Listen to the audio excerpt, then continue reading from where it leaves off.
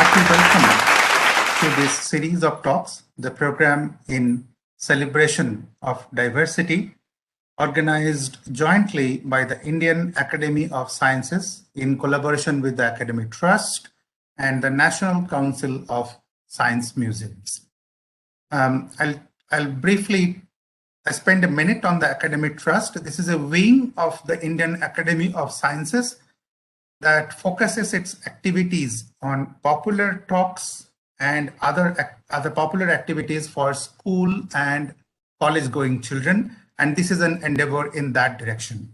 Today, we are assembled here today and for the next few days, as the poster says, next few weeks, throughout the next few weeks, we're assembled here to celebrate the diversity that we always see around us, but perhaps do not notice all the time, and hence a need for emphasis. I think we are very lucky to be living in India, where India is a country with rich cultural, linguistic, geographical, climatic, name a diversity, flora and fauna, and it will be available in India.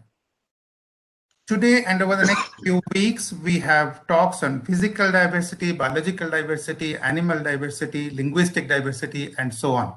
We have the experts, absolute experts with us to tell us about those.